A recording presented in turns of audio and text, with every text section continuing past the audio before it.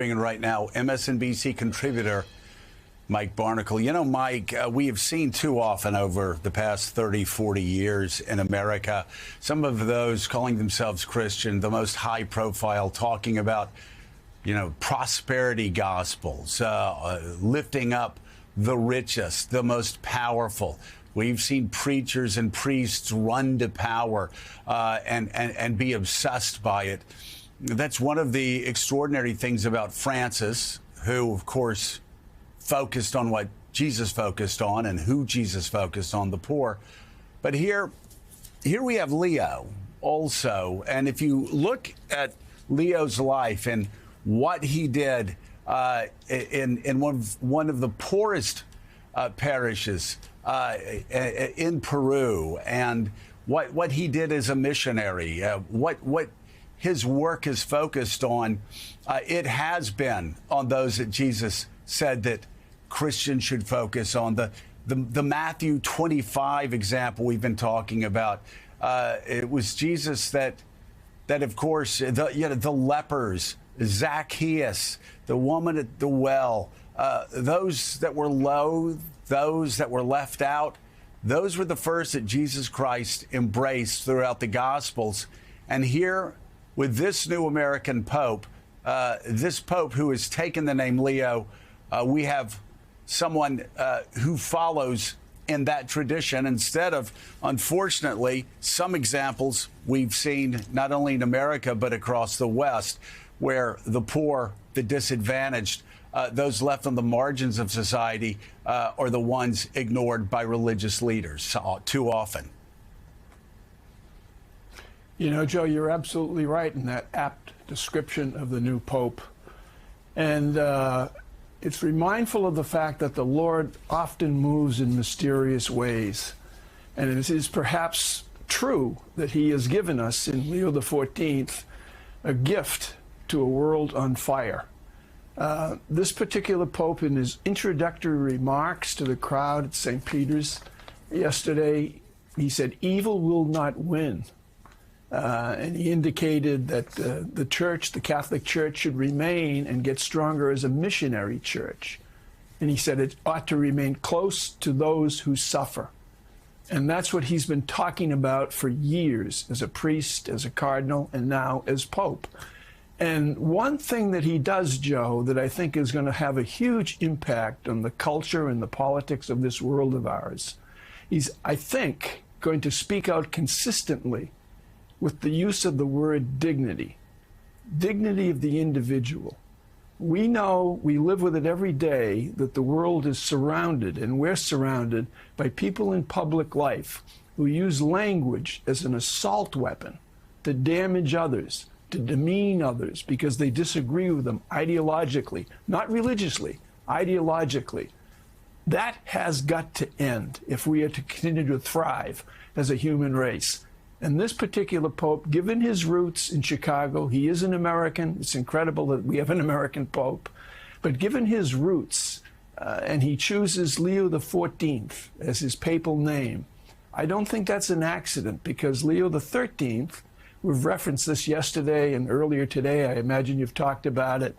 Leo XIII wrote an encyclical called Rerum Novarum in the late 1890s, right at the turn of the century. And it was dedicated to people who work for a living, people like today who work for a living, people who come home from work and take a shower instead of taking a shower before they go to work, people with calloused hands and dangerous lives because they make minimum wage, people from other countries who came here looking for liberty, looking for affluence, and affluence to them is food on the table. This particular Pope is their champion, and I think the way he behaves, the way he speaks to the world is going to be a powerful, powerful weapon, a great weapon against what we're confronted with each and every day. Well, and Pope Leo XIII came along at a time, at the beginning of the Industrial Revolution, when many Americans were being left behind. Here we have Pope Leo XIV also coming at an extraordinary time in our development as a global economy. And again, talking about the inclusive nature of not only Francis, but Willie, what we've heard so far about Pope Leo. Just some, you look at what Francis said. The church is for everyone, and yesterday it was Pope Leo who said God loves everyone, all of us. Again, all inclusive. Just as we said before about Jesus, throwing his arms around the least among us, those very people on the edges of society. Yeah, and if you read everything that this new pope has said, has written, if you hear everything he's said over the years, he keeps coming back to humility, and that is walking with the people, as you say, suffering with the people. He believes that is the job, that is the role, and he's been a missionary in Peru for about 40 years now, doing exactly that kind of work. Let's bring to the conversation Father Robert Hagen. He is the 41st Prior Provincial at the Augustinian province of St. Thomas of Villanova and a longtime friend of Pope Leo XIV. Father, thanks so much for joining us this morning. Really appreciate it. We can talk about the Villanova connection in a moment. We believe he has blessed our Nova Knicks right now with Jalen Brunson and the boys, but we'll put that to the side for a minute. This is a man you know very well. What was your reaction to the news yesterday?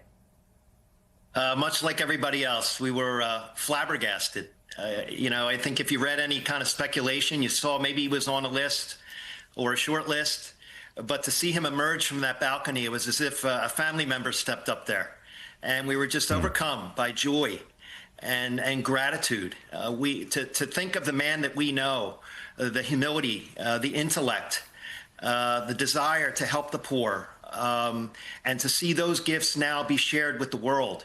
As Augustinians, as his Augustinian brothers, we're incredibly proud and happy for the impact that he will have on our world.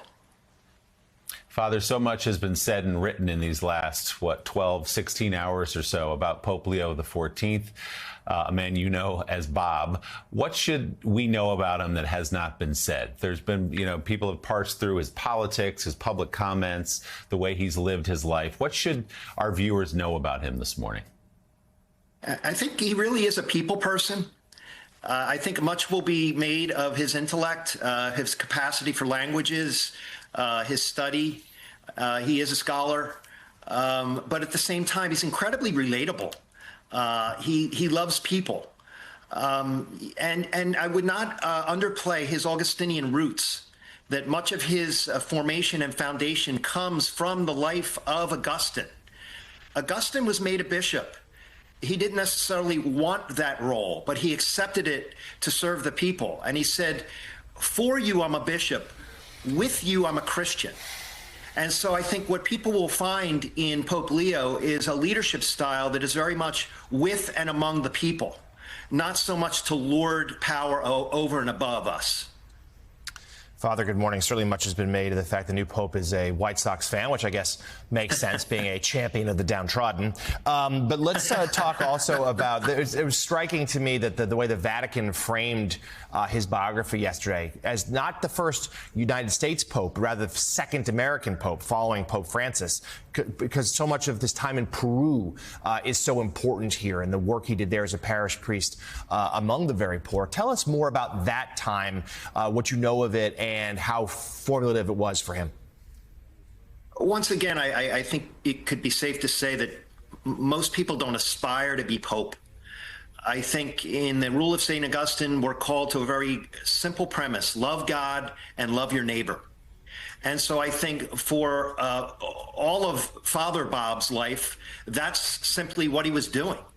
And so we Augustinians have a mission, have missions around the world, one place being in Peru with the poorest of the poor.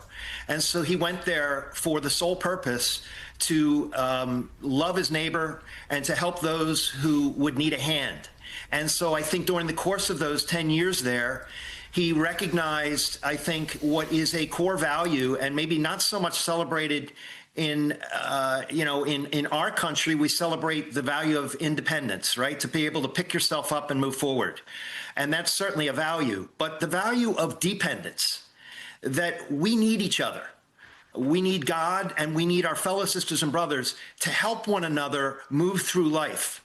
And so I think Pope Leo will bring that value with him as a celebration of dependence and reminding all of the people how much we need each other and are called to help one another and love one another.